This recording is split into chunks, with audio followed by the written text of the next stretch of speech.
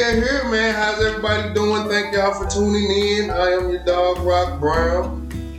What's good? Your boy Jimmy, Cigar Time, let's go. Let's go, man. First of all, please subscribe to the channel. Like it, comment, share. Yes, but most of all, yes. enjoy. You know what I'm saying?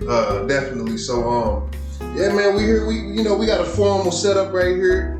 You dig what I'm saying? We out to the in the middle of Texas somewhere. You know what I'm saying?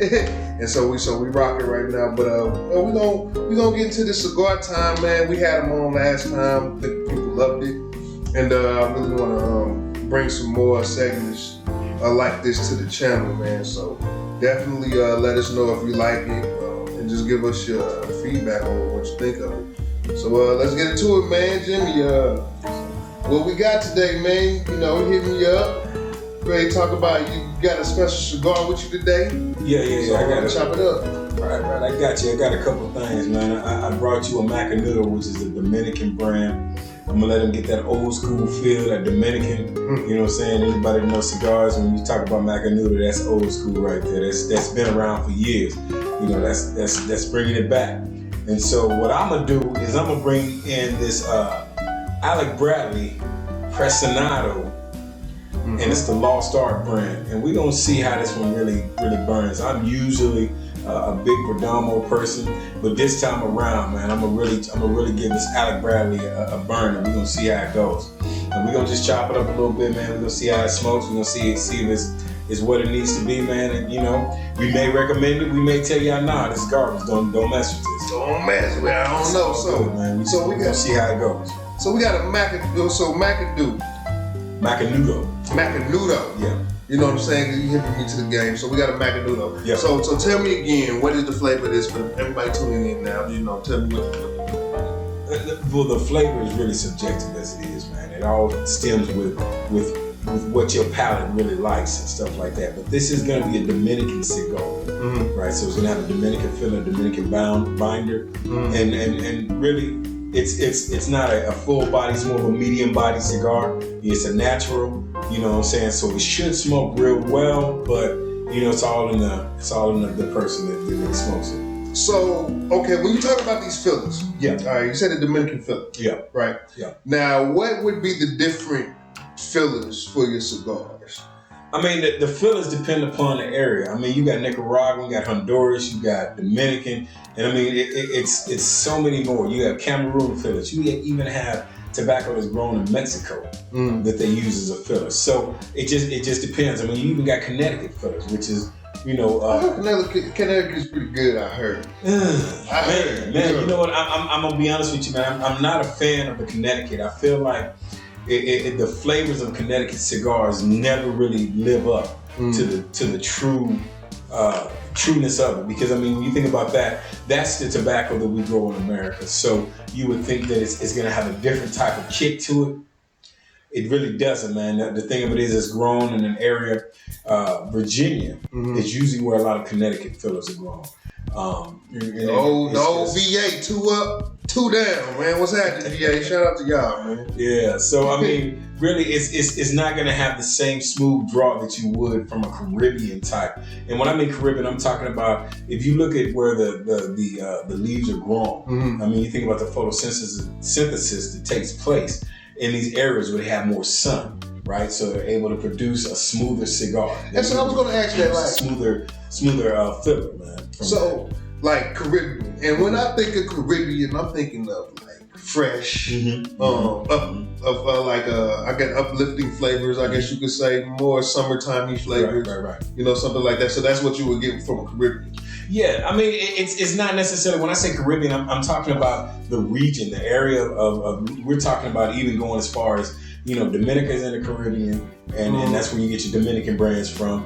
You know, a lot of Nicaraguan, that's going to be closer to the equator. So I'm talking about if you look at, you know, we're going to call the equator out is going to be the difference in your cigars, right? And so the more sun you have, the more water, the more sun, it's able to have a smoother flavor. It's able to have a better body flavor. When you get into tobacco that is grown in places northern, you're talking about, Connecticut, Virginia, stuff like that.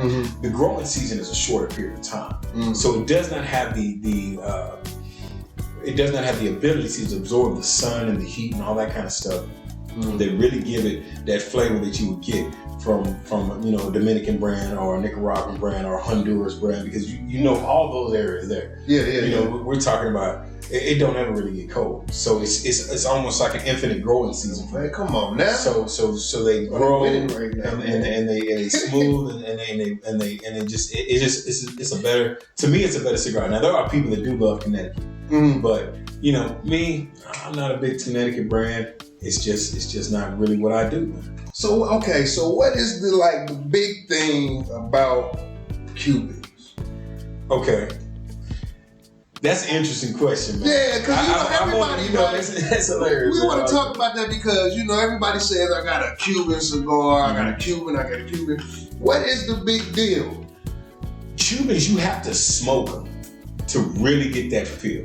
You have to actually have one. You have to actually smoke it to really see the difference. I can describe it to you, but the description really doesn't do any justice to it until you have one in your hand and you're able to smoke it and just feel the smoothness.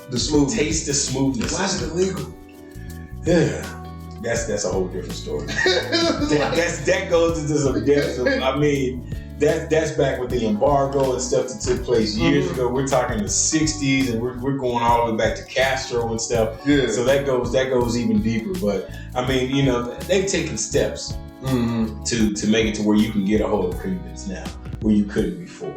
Okay. And so it's kind of been slowed down with the new administration that we had. But we'll see what the future holds and whether Cuban's going to be a little bit more accessible to Americans. In the future. That's what I'm talking about, man. Yeah. We gotta, free the cigars from Cuba, man, because I heard they're the best now. In your opinion, because you talk highly of, your equator grown leaves, sort of say, or your fillers. So, would that be considered some of the best cigars out there? By popular demand from the people. Is it the people's champ of cigars? It's or maybe even the Cuban. What is There's a lot of things that go into whether a cigar is really good or not. It's soil composition. It's how they go about growing it. Like you said, with it being on the equator, the more sun concentration that you have on the leaf. These all make a difference in whether moisture and all that. Moisture makes a difference. Yeah. And are there more moist fillers in cigars? Are there? Not per se, no. They should all be about the same. Okay. But the thing of it is what you look at is this. Okay, when you get a cigar, and you can get a cigar from different cigar shops.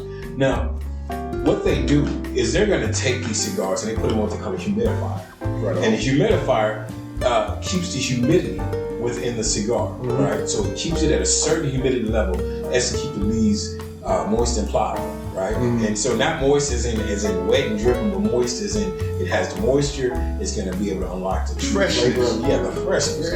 Keep it as fresh as possible. And so when you get cigars that are not done that way, they'll be dried out. You know what I'm saying? You try to smoke them, they won't have the same flavor. It changes a lot of things when you change the moisture content. When you get into that, it is really a science on how to really keep a cigar going at the right level, because you got too much moisture, you're gonna go mold. You pretty much ruin your stock of cigars. Anybody who's ever had a humidor knows that you have to keep that humidor at a certain level, and there's a certain humidity level that you want to keep it at to make sure your cigars are fresh when you smoke them, and it will keep for years. But the thing of it is that once you get it outside of that level, it throws a lot of things off, and when it throws it off, it's gonna throw the flavor off, it's gonna throw the taste off. It's not gonna burn correctly. Okay. You know what I'm saying? You'll get things like canoeing and stuff like that happen in cigars. And canoeing. What canoeing is? What is that? Come on. Let people know. If you look at a cigar, right, canoeing will happen when the cigar doesn't smoke evenly, right? So when you light it, this ash should start here and then smoke all the way back evenly. So when you talk about canoeing, what happens is it will burn like, you know, a top layer, and then it will go at an angle, and this bottom layer won't get burned, and so you get what they call a canoe effect on the cigar, and that doesn't taste right, I'm sure.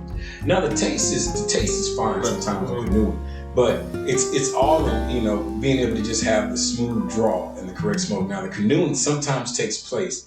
The reason that the canoeing takes place is it's going to be sometimes how they pack them, because they have some cigars that are packed tighter. You have some cigars that are packed a little bit looser, and the looser ones probably have more. It's probably more susceptible to canoeing. It just depends. I mean, I'll be honest with you. It depends upon the actual leaf that was put in there, because usually the binders are going to be a single leaf that is rolled around and compacted in, and that's going to make a difference. You have stems, you have all sorts of things in here that make a difference in how they pack these cigars. Okay. Like this is what you call a posada, which is